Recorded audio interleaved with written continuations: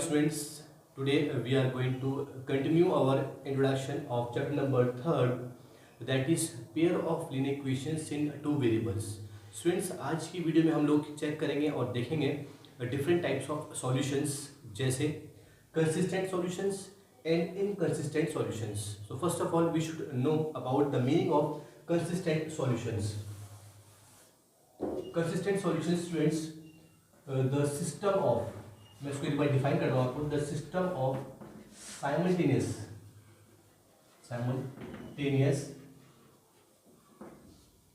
The system of simultaneous linear equation is said to be consistent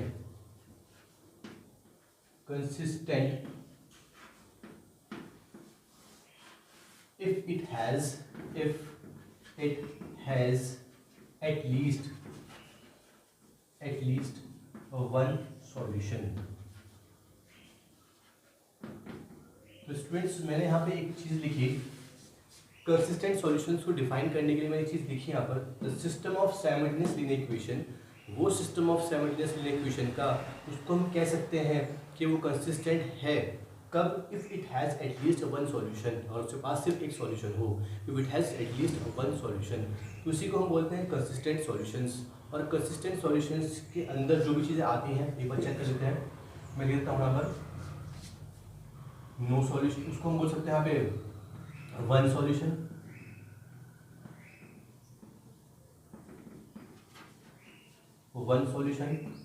या unique solution.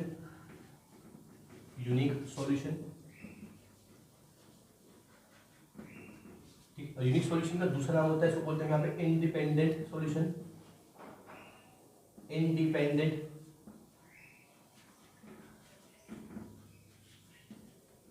उसके बाद फिर बोलते हैं इनफाइनाइट मैनी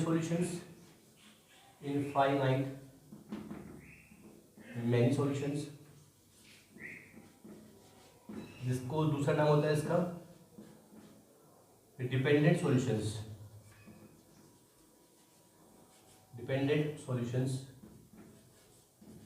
तो ये सब अगर नाम कहीं भी हमें मिलते हैं तो हम कह सकते हैं कि वो सॉल्यूशंस कौन से हमारे, वो सॉल्यूशंस हमारे कंसिस्टेंट सॉल्यूशंस हैं.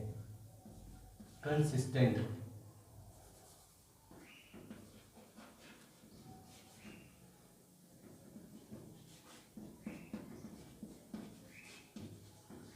स्टूडेंट्स, मैंने यहाँ पे लिखा, अगर कहीं भी हमारे पास लिखा है वन सॉल्यूशन है या यूनिक सॉल्यूशन है, यूनिक सॉल्यूशन का दूसरा नाम होता है इंडिपेंडेंट सॉल्यूशंस, या लिखा हुआ इनफाइनाइट मैनी सॉल्यूशंस, या उसका दूसरा नाम डिपेंडेंट सॉल्यूशंस, तो इसका मतलब हुआ कि सॉल्यूशंस हमारा कैसा है, कंसिस्टेंट सॉल्यूशंस है.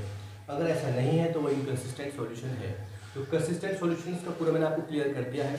Now come to inconsistent solution. Inconsistent में आप देखते हैं,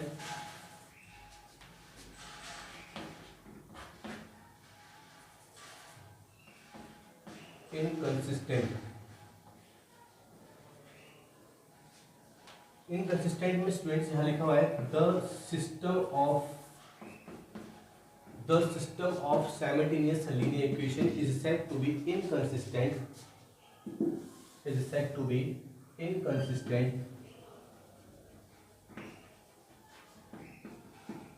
if it has no solution.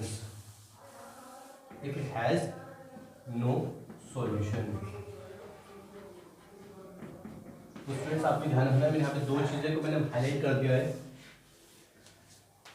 System of simultaneous linear equation को मैं कह सकता हूँ कि वो इनकंसिस्टेंट है कब, if it has no solution, जब उसके पास कोई सॉल्यूशन नहीं होगा. यानी कि आपको याद रखना है कि नो सॉल्यूशन के केस में जो हमारा सॉल्यूशन का टाइप आएगा वो हमारा होगा इनकंसिस्टेंट. टाइप होगा. तो स्टूडेंट, जहाँ तक हमारा कवर हुआ कंसिस्टेंट सॉल्यूशंस क्या होते हैं और उसके अंदर क्या क्या चीज़ आती हैं, इनकंसिस्टेंट सॉल्यूशंस क्या होते हैं, वो हमें क्लियर हो चुका है.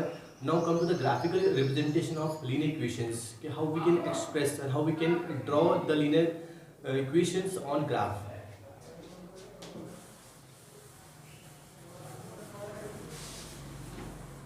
लिखते हैं graphical representation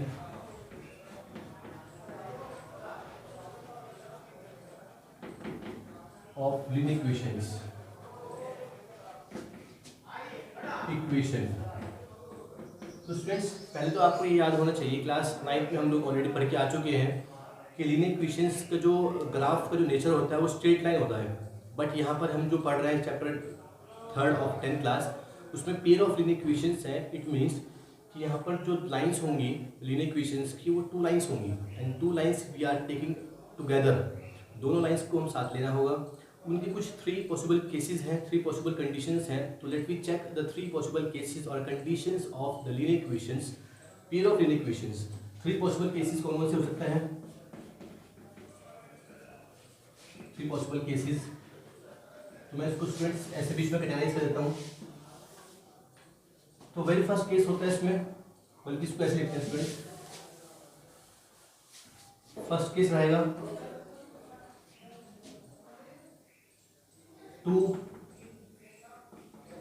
two lines are intersecting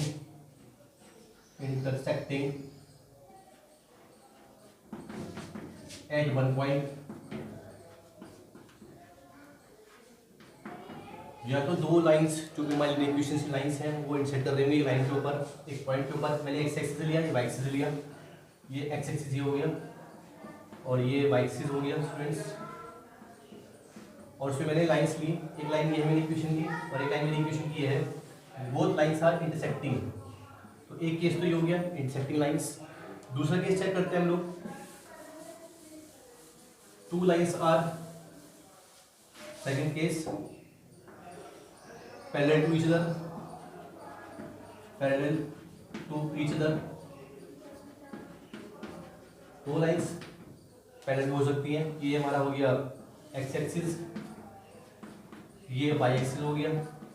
और स्टूडेंट्स लाइंस मैंने बनाई पैरेलल, लाइन पैरेलल जा रही है, एक लाइन पैरेलल जा रही है। 2 लाइंस आर पैरेलल। एक केस ये भी हो सकता है, second case. Now come to third case. 2 lines are overlap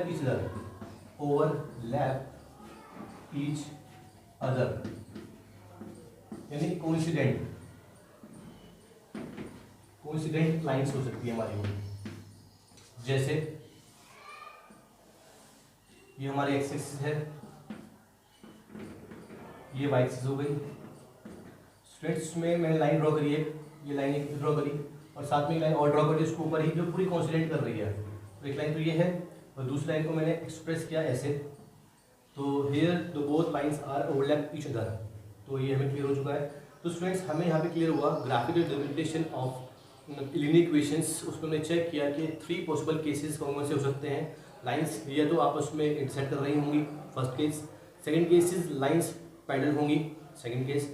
third case lines आपस में ओवरलैप कर रही होंगी। तो स्टूडेंट्स यहाँ तक हमारा पूरा बेसिक इंट्रोडक्शन था चैप्टर नंबर 3 का of linear equations in 2 variables का। इसके बाद हमारी एक्सरसाइज 3.1 स्टार्ट होगी और उसके क्वेश्चंस हम स्टार्ट करेंगे। आज तक की वीडियो में हम लोगों ने क्वेश्चंस हमने सिर्फ इंट्रोडक्शन ही करा है। नेक्स्ट वीडियो में हम लोग आगे क्वेश्चंस कर रहे होंगे। ठीक है students, thank you for watching the video and keep on watching my videos.